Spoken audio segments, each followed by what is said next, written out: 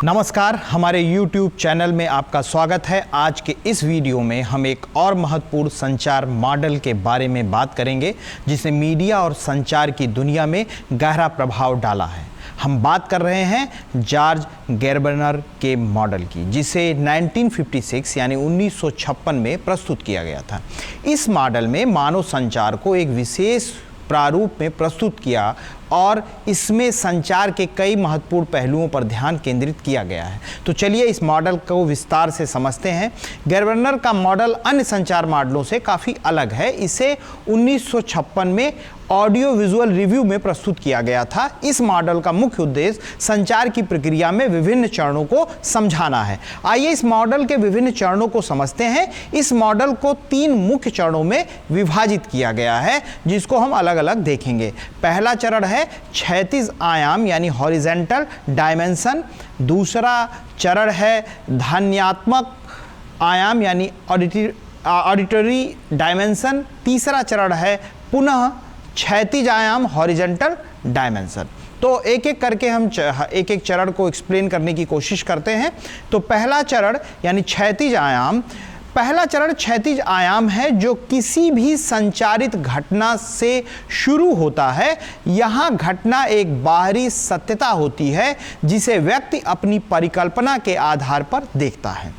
यह परिकल्पना मानवीय मस्तिष्क की जटिल प्रक्रिया का परिणाम होती है जो बाहरी संदेशों को आंतरिक विचारों और परिकल्पनाओं से जोड़ती है। इस चरण का अंत उस घटना की एक विशेष परिकल्पना के रूप में होता है। दूसरे चरण की अगर हम बात करें तो ये है ध्वन्यात्मक आयाम यानी ऑडिटरी डायमेंशन। यानी दूसरा चरण ध्वन्यात्मक आयाम है जिसमें संचार की प्रक्रिया आगे बढ़ती है।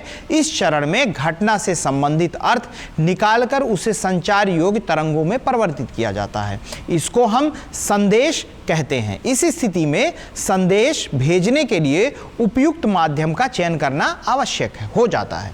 इस प्रक्रिया में माध्यम तक पहुंचने का तरीका बहुत महत्वपूर्ण होता है, खासकर जब हम टेलीविज़न या अन्य जनमाध्यमों की बात करते हैं। तीसरा चरण जो पुनः जो है क्षैतिज आयाम यानी हॉरिजेंटल डायमेंशन है। तीसरा और ये अंतिम चरण है इस मॉडल का, इस प्रारूप का। तो ये क्षैतिज आयाम है जो पहले चरण की तरह ही है। यहाँ यह सुनिश्चित किया जाता है कि प्राप्तकर्ता अपने संदर्भ और परिकल्पनाओं के आधार पर संदेश को समझ सके। यदि संदेश का अर्थ प्राप्तकर्ता के संदर्भ और आवश्यकताओं से मेल खाता है तो इसे सही अर्थ ग्रहण कर लिया गया माना जाता है।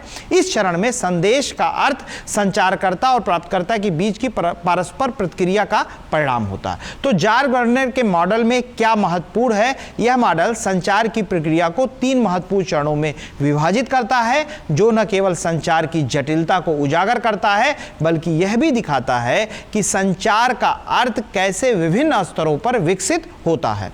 गेर्बनर के मॉडल की एक अन्य महत्वपूर्ण विशेषता यह है कि यह दिखाता है कि कैसे सूचना प्रवाह के साथ साथ सूचना की भिन्नता की प्रकृति को समझा जा सकता है। हालांकि इस मॉडल में अर्थ उत्पत्ति की प्रक्रिया का गहन विवेचन नहीं किया गया है, लेकिन यह संचार की प्रक्रिया को समझने में महत्वपूर्ण योगदान देता है। इस वीडियो में जॉर्ज गेर्बनर के संचार मॉडल की चर्चा में हमारे साथ जुड़े रहने के लिए आपका धन्यवाद। अगर आपको यह वीडियो पसंद आया हो तो कृपया लाइक, शेयर और सब्सक्राइब करना ना भूलें, ताकि आप और भी संचार सिद्धांतों, संचार प्रारूपों की जानकारी प्राप्त कर सकें। और हमेशा की तरह नीचे टिप्पणी में अपने विचार या प्रश्न साझा करें। अगले वीडियो में फिर मिलेंगे। धन्यवाद।